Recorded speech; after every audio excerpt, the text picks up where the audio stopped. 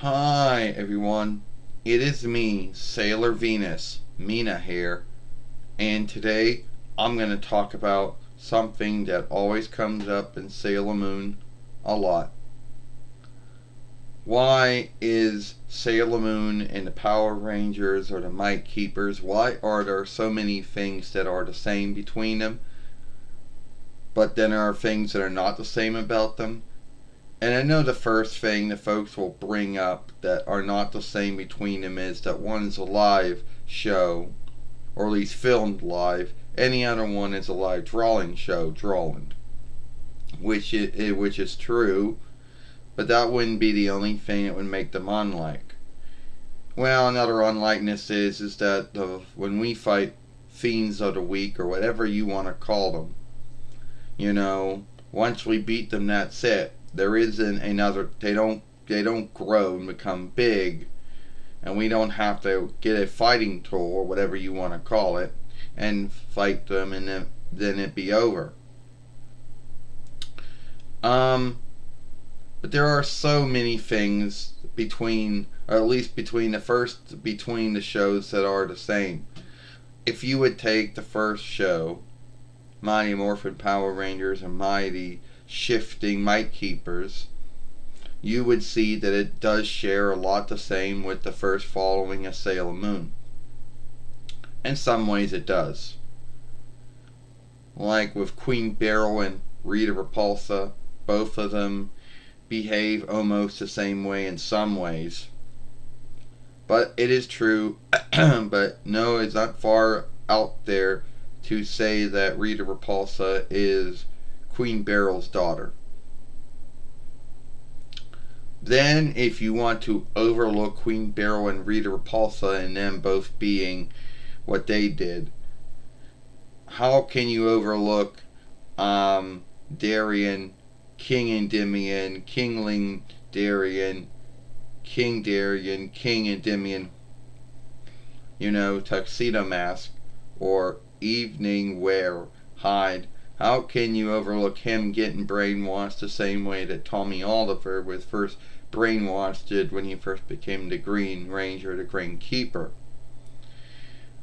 Sure, I know you folks will say that's just something that a lot of folks do in their sagas and tales, and it means nothing, and both shows don't share anything the same beyond that.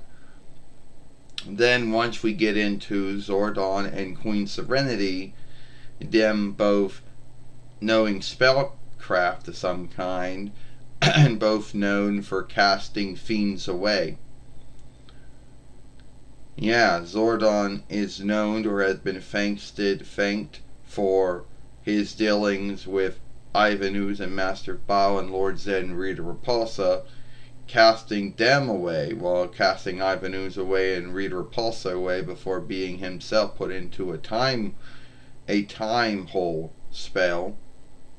And Queen Serenity has been thanked for at least casting Queen Nephelania away and Queen Beryl away. It is not out there to say that Queen Serenity and Zordon were husband and wife.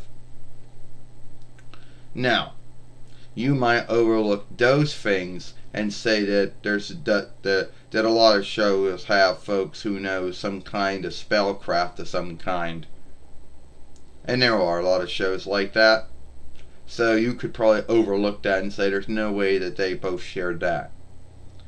Another thing that I guess just kind of happened was, the Pink Ranger, the Pink Keeper, Kimberly, later on Catherine, Kimberly Hart, later on Catherine Hildland, and the Green Keeper or the White Keeper, Tommy Oliver, either having kinship with Kimberly Hart or Catherine Hardland, but also helping her out the same way that Tuxedo Mask or Evening Wear Hyde would help out Sailor Moon.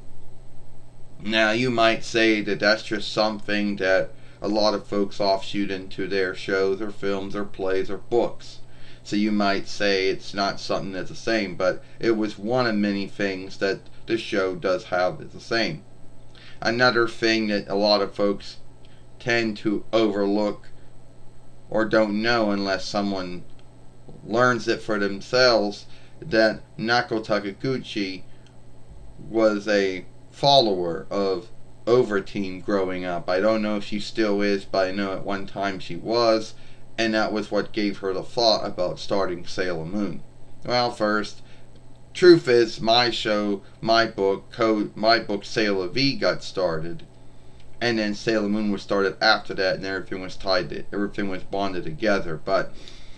And Han Siobhan saw Overteam, and that's what gave him the thought about seeking to offshoot the Might Keepers from. Now, at the end of the day, yes, both shows were both owned or half owned by Toei.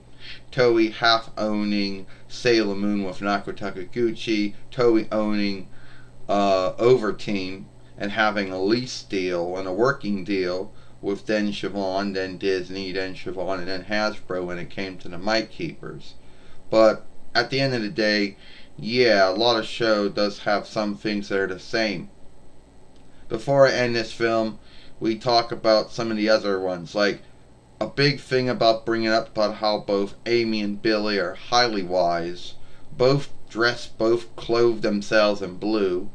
Both, well, at least in the live show, Amy wears glasses, and both of them are known as the brains of their team. Means they come up with, yeah, I guess that was just something that just happened to be the same. I don't know if there's any truth to back it up, and both shape-shifting and becoming blue too. I don't know if that was just something that, just happened by luck. Both of them having names that end with Y. Amy ending with Y. Billy being a nickname or a short name for the full name William. So at the end of the day, I guess that was just something that was the same.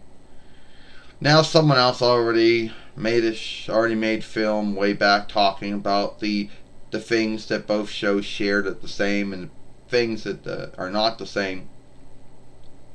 Tell me what you think. Do you think Might Keepers and Sailor Moon have things that are shared between them that are the same? Or do you just think it's just something that folks just happen to have written the same stuff, come up with the same things, but offshoot it in a way so it's their own thing? Let me know. Anyway, it's all the time I got.